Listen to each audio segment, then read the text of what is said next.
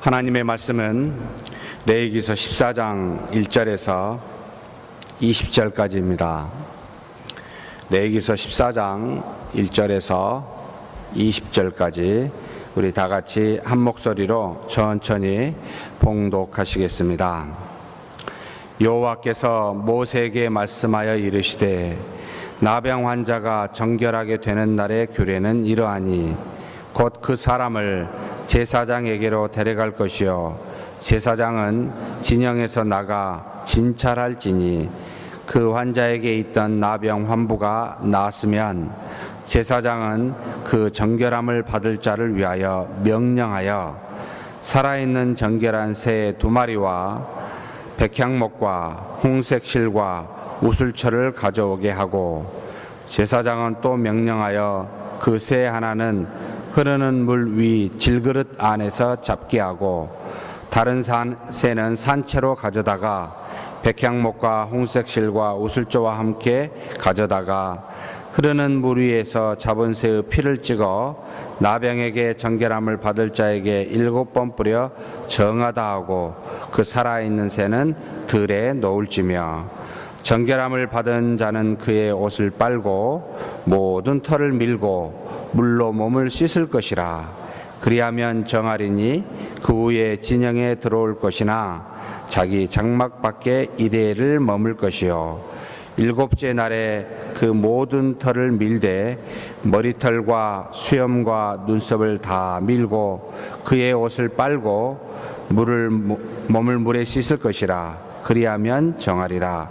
8째 날에 그는 흠없는 어린 순양 2마리와 1년 된 흠없는 어린 암양 1마리와 또 고운 가루 10분의 3 에바에 기름 섞은 소재물과 기름 한 록을 취할 것이요 정결하게 하는 제사장은 정결함을 받을 자와 그 물건들을 회막문 여호와 앞에 두고 어린 순양 1마리를 가져다가 기름 한 록과 아울러 속건제로 드리되 여호와 앞에 흔들어 요제를 삼고 그 어린 순양은 거룩한 장소 곧 속죄제와 번제물 잡는 곳에서 잡을 것이며 속건제물은 속죄제물과 마찬가지로 제사장에게 돌릴지니 이는 지극히 거룩한 것이니라. 제사장은 그 속건제물의 피를 취하여 정결함을 받을 자의 오른쪽 귓부리와 오른쪽 엄지손가락과 오른쪽 엄지발가락에 바를 것이요 제사장은 또 그 한녹의 기름을 취하여 자기 왼쪽 손바닥에 따르고 오른쪽 손가락으로 왼쪽 손에 기름을 찍어 그 손가락으로 그것을 여호와 앞에 7번 뿌릴 것이요 손에 남은 기름은 제사장의 정결함을 받을 자의 오른쪽 귓부리와 오른쪽 엄지손가락과 오른쪽 엄지발가락 곧 속건제물의 피 위에 바를 것이며 아직도 그 손에 남은 기름은 제사장이 그 정결함을 받은 자의 머리에 바르고 제사장은 여호와 앞에서 그를 위하여 속죄하고 또 제사장은 속죄제를 드려 그 부정함으로 말미암아 정결함을 받을 자를 위하여 속죄하고 그 후에 번제물을 잡을 것이요 제사장은 그 번제와 소제를 제단에 드려 그를 위하여 속죄할 것이라. 그리하면 그가 정결하리라. 아멘. 계속해서 하나님께서 이스라엘 백성에게 하나님의 백성이면 하나님의 백성답게 살아갈 거룩한 삶이 무엇인지를 이제는 제사를 통하여 또 제사장의 규례를 통하여 또 이제는 먹고 마시는 정한 것과 부정한 것이 무엇인지를 통하여 그리고 질병 또는 의복 또는 집안에 있는 모든 피부병을 유발하는 우리의 육체적인 질병들을 통하여 어떻게 정한 생활이 필요한지, 다시 말하면 하나님의 백성은 그의 백성의 영이 하나님의 말씀을 따라 살았을 때 거룩하듯이 하나님의 백성의 모든 몸도 이와 같은 정결함을 행하여 하나님으로부터 그런 하나님의 백성다운 삶을 살아가는 것이 무엇인지를 가르침을 받고 그렇게 가르치고 있는 내용들이 계속해서 진행되고 있습니다. 하나님의 말씀은 우리의 영적인 삶만 말하는 것이 아니라 우리의 육체적인 삶까지도 굉장히 구체적으로 말하고 있음을 우리가 이걸 느껴야 됩니다. 우리가 영적으로 죄에 대해서 민감하듯이 우리 육체적인 모든 것도 질병으로부터 민감하게 반응하여 이것으로부터 정결함을 갖고 사십시오. 다시 말하면 하나님이 주신 영과 몸은 하나님으로부터 왔으니 거룩한 것인즉 그것을 잘 관리하여 영은 말씀에 따라 순종하고 육체는 이와 같은 정결한 법을 따라 순종하여 하나님의 백성답게 사는 것이 마땅하다라고 가르치는 그 내용이 지금 우리가 보고 있습니다. 14장은 어제에 의해서 문둥병, 곧 모든 피부병에 관련된 내용들을 이야기하는데 그 중에 나음을 입었던 어제는 문둥병이다 아니다를 제사장이 자세히 관찰하여 진찰하여 구별하고 문둥병이 되면 진 밖으로 나가 그가 살게 되는데 이제는 그것을 나음을 입었을 때는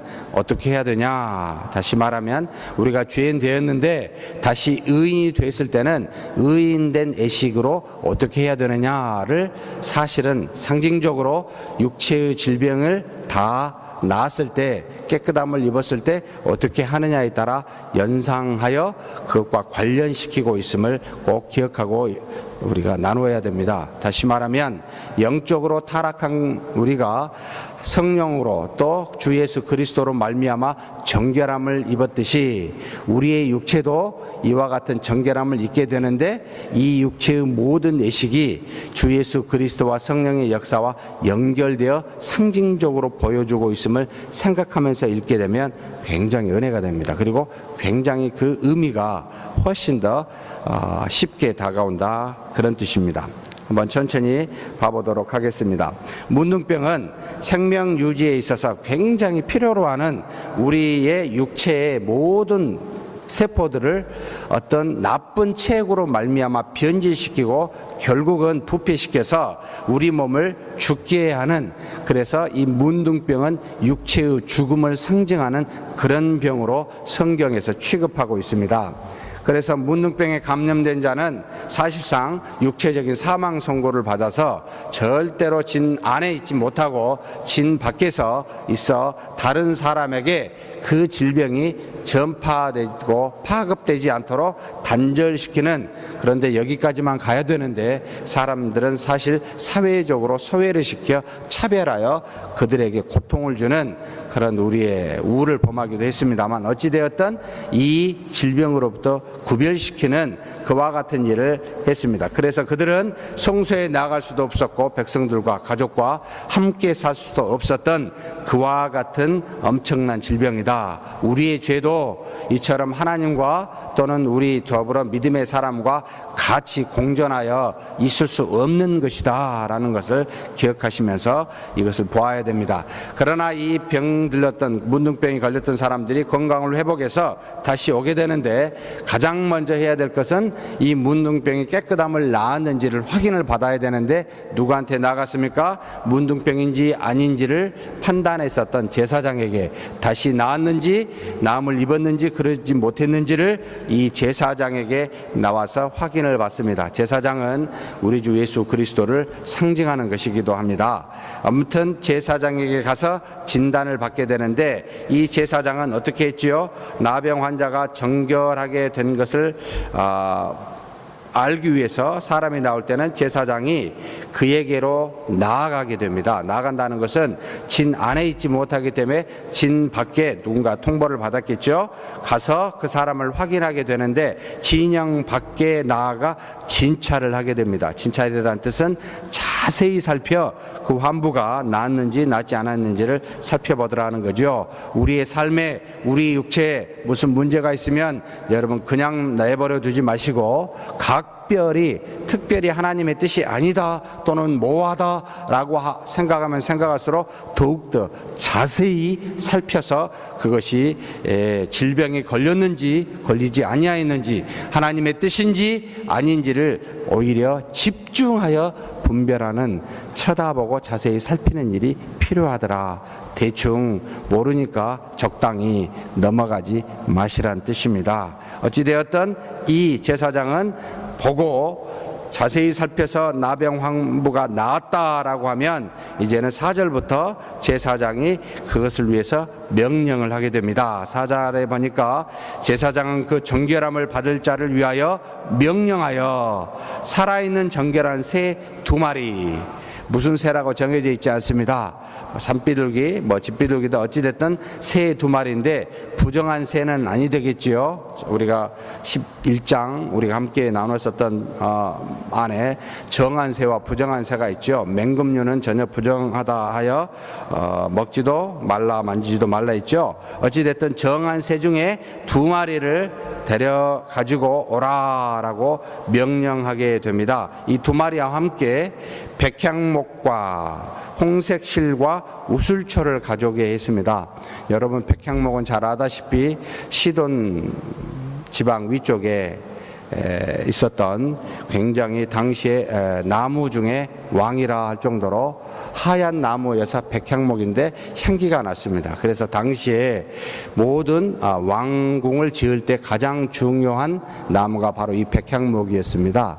그래서 당시에 다윗이 왕이 되었을 때, 또 솔로몬이 왕이 되었을 때 위에 있었던 시돈 왕이 그쪽에서 백향목을 보내주었던 것을 우리가 구약에서 읽어볼 수 있죠. 굉장히 나무 중의 왕이라 향이 나고 잘 썩지 아니하고, 그리고 굉장히 하얘서 중요한 나무였습니다. 그런데 이 나무를 일부를 가져오게 했고, 그 다음에 또 홍색실은 양털로 붉은색을 물든 실을 말하는데, 이것은 주 예수 그리스도의 속죄의 어떤 피를 상징하는 의미입니다만, 어찌됐든 홍색실을 가져다가 그 다음에 또 우슬초를 가져오겠습니다. 우슬초는 벽에서 나는 그 덩쿨나무 종류 중에 박하향이 나는 그런 건데, 이게 어떤 부패 나고 냄새 나는 것을 제거시켜주는, 그래서 우슬초를 가져오면 보통 시체라든지 주변에 썩는 것 주변에 두면은 그 냄새를 없애주는 역할을 해서 고대에도 이 우슬초를 많이 사용한 그런 기록들이 나옵니다. 어찌되었든 이 우슬초, 냄새 나게 하는 걸 제거시켜주고, 그 다음에 뭔가 깨끗하게 하고 정결케 하는 그런 백향목과, 그 다음에 이것을 묶게 되는데, 한마디로 이것을 가지고 새 중에 한 마리를 흐르는 물 위에 질그릇을 가져다가 그 위에서 잡게 되는데, 여기서 피가 떨어지면 이 피와 물이 섞이게 되죠. 물과 피를 섞인 것에다가 이 홍색실로 쌓여 있는 백향목과 우슬초를 이걸 가져다가 바로 나병 환자에게 7번 뿌리게 됩니다. 그래서 이것이 정결한 애식이다라고 했는데, 한 마리 새를 죽이서 물과, 그러니까 흐르는 물과 그 피를 섞게 하는 것은 바로 주 예수 그리스도의 피와 물을 쏟으심을 상징적으로 보여주고 있는 겁니다. 한 사람이 질병으로부터 해방되었을 때, 또는 죄로부터 정결함을 받았을 때, 이 나병 환자가 바로 이와 같은 예식을 함으로 장차 오실 주 예수 그리스도가 이 나병 환자의 모든 피부를 정결하게 함과 같이 우리 죄를 정결하게 한다라고 하여 물과 피를 쏟으심에 대해서 미리 상징적으로 보여주는 그와 같은 일을 이 질그릇 위에서 상징적으로 나타내 보여주고 있습니다. 그런데 재미있는 것은 왜 질그릇을 위일까, 질그릇 안에다 할까? 이 질그릇은 우리를 말합니다. 주 예수 그리스도의 속죄함을 받은 우리는 굉장히 질그릇과 같다라고 고린도후서 4장 5장에 나타나 있는 모양이죠. 표현이죠. 우리를 상징하는데, 우리 안에 물과 피를 쏟으신 모든 주 예수 그리스도의 그 속죄의 은혜를 받고 있는 질그릇입니다.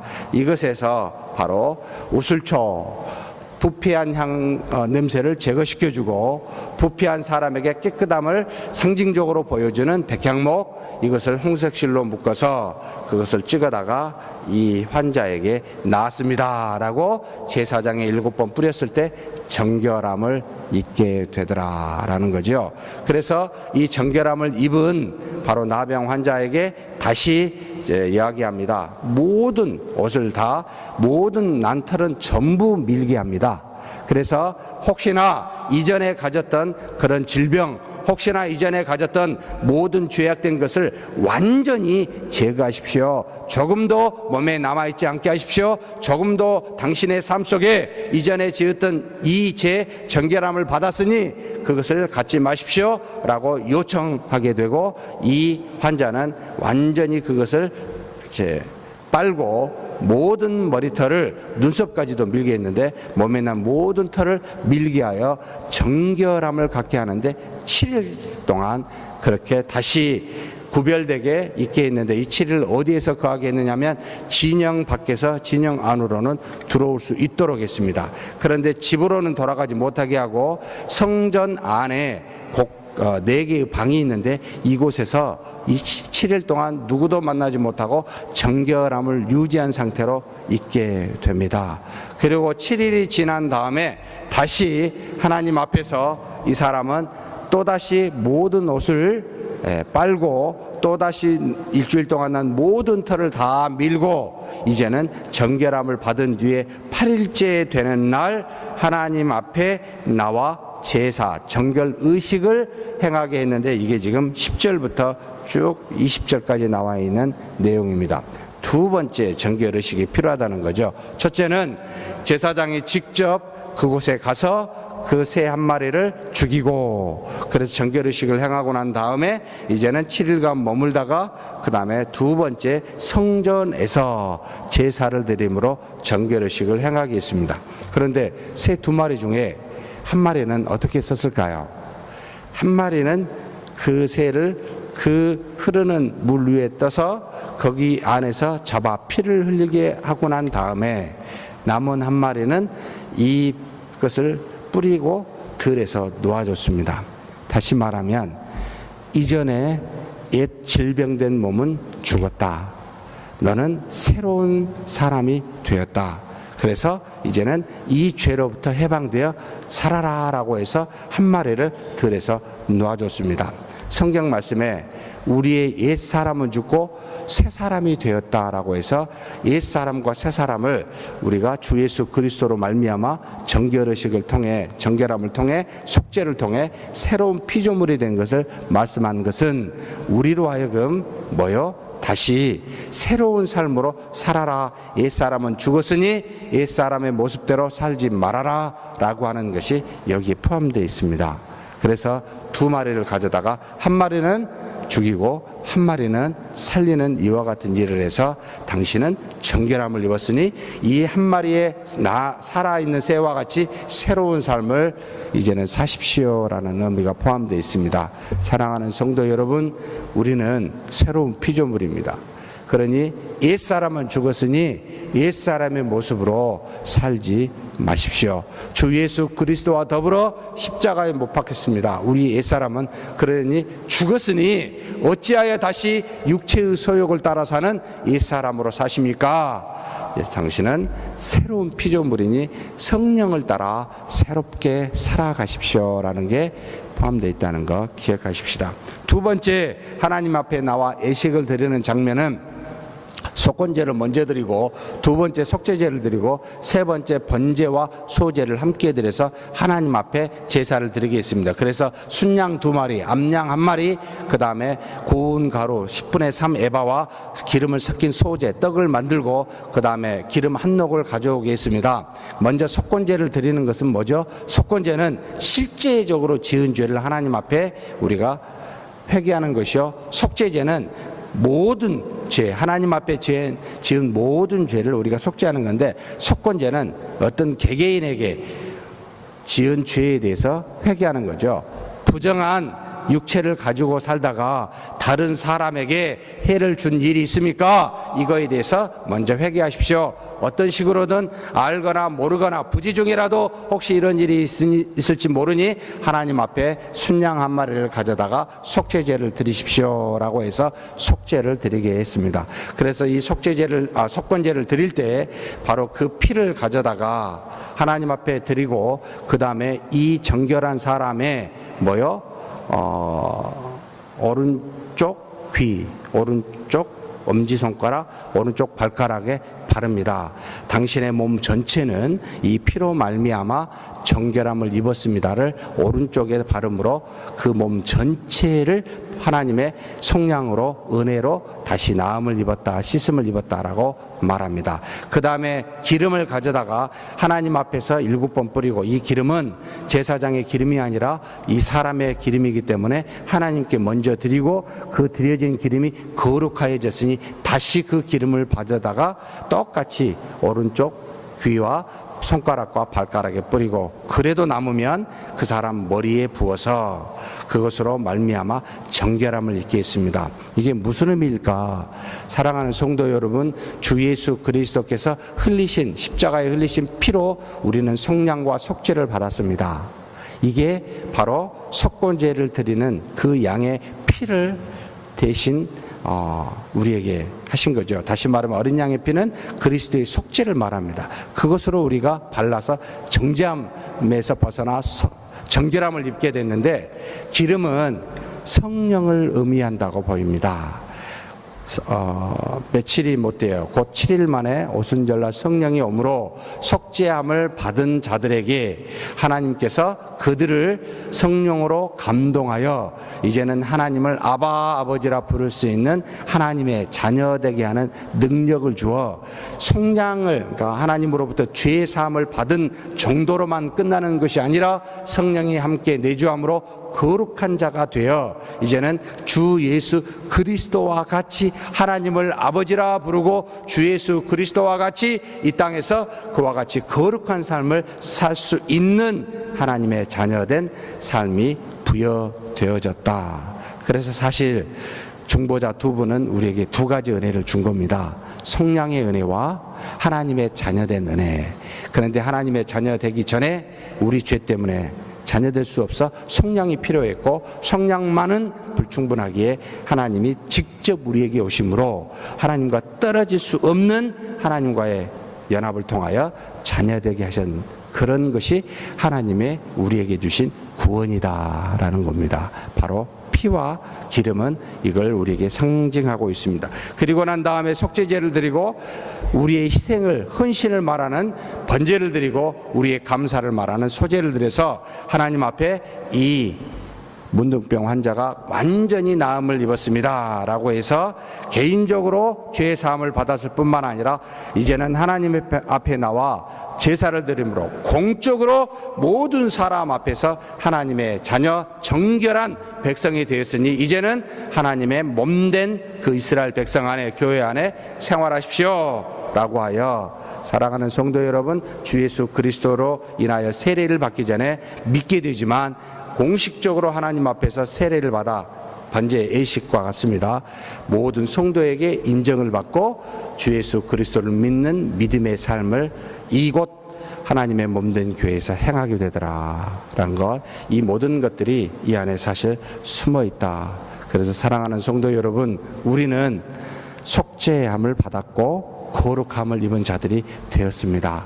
과거의 문둥병과 같은 그런 상태에서 이제는 완전히 나음을 입은, 정말로 들에 날아가는 새와 같이 자유로운 백성이 되었습니다. 그와 같은 삶을 살기를 주의 이름으로 축복합니다.